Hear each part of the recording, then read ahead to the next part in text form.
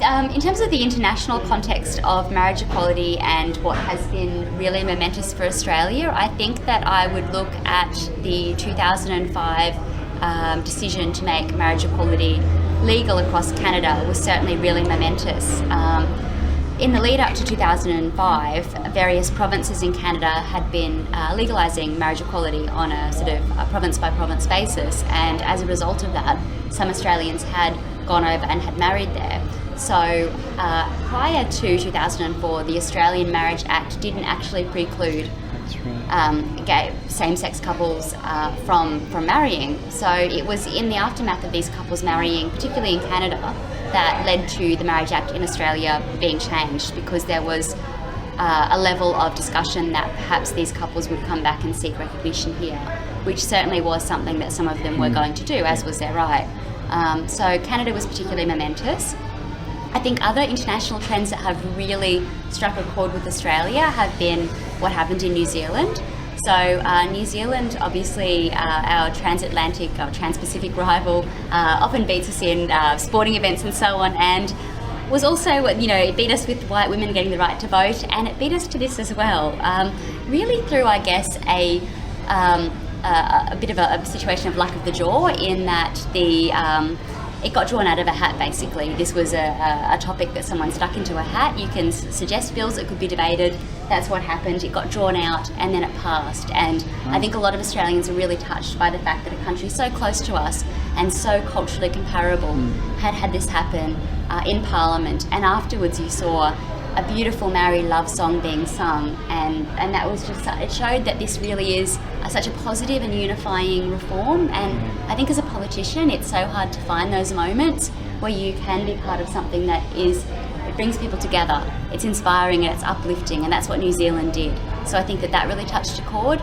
And then I think Ireland was quite significant too, because quite unfairly, I think, because Ireland has been quite technologically innovative and at the leading a lot of international developments in that field, but there's always been a bit of a perception that they're quite religious and perhaps not as progressive as us. So when Ireland had its plebiscite and it passed, and you saw these really joyous scenes of people celebrating, I think again people thought, why is it that this hasn't happened in Australia? So there was an enormous amount of media interest at that point. And Chris, that's probably something that you remember as well, the Irish moment.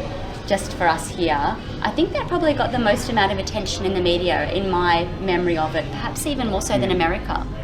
Yeah, I think very much so. And I think there were so many people that I knew that particularly were in Europe at the time, and I can remember all of them having these conversations with me going, we could see all of these people flying back to Ireland specifically so that they could vote on this issue, Referendums are something that happens so often in Ireland. There are normally 2 or 3 of them every year, but this was something which was about such positive social change that kind of was a sign of support for same-sex couples, going, we absolutely support you and we believe that you should be treated equally. And when you have people travelling from all across the UK and all across Europe to make sure that they're back in Ireland so that they could mark their yes vote, I think it was an incredibly symbolic moment, and the fact that Ireland was the first country in the world to pass marriage equality by popular vote, I think that kind of showed to the rest of the world, yes, there is significant support across the world.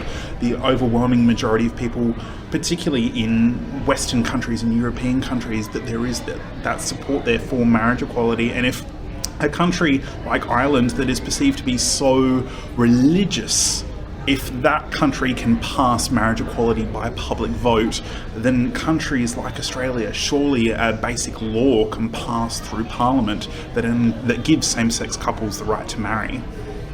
Yeah, I think that's so beautifully said. And I guess what's really interesting, and I know Chris has seen the same statistics, that it's just really incredible that whether it be in Ireland, whether it be in Australia, that we are seeing people of faith are really overwhelmingly getting behind the marriage equality movement. So a majority of Catholics support marriage equality. So in some ways it seemed perhaps a little bit unexpected, but then the polling that has been done here, and quite extensive polling, shows that actually people who do have faith also support marriage equality. So it is something that seems to touch people from a variety of different backgrounds. And I think that the reason for that is because marriage really is about family and community, and celebrating that bond in that sort of way. It's something that's recognised to have a particular meaning, so it's understood in those terms. And I haven't mentioned what happened in the United States, but I think that that too, although it probably didn't capture the Australian imagination in quite the same way that the Irish decision did, but in 2015, when the Supreme Court ruled and made marriage equality the sort of the law of the land, that too, I was actually in Canada at the time, and when Supreme Court decisions are released, they release it on a blog. So I remember at the time in Vancouver scrolling down and constantly refreshing my thing to see what would happen, because these 9 justices, I think it is, that have this decision, it all depends on them. So I was just refreshing, and then I saw that marriage equality is the law of the land. It's all overturned. And probably about 2 weeks ago on Twitter, Julie McCrossan, who is a 78er who marched in the first Mardi Gras, had this really beautiful quote which really touched me, and she sort of said that marriage equality should be considered to be a multi-decade struggle for equality.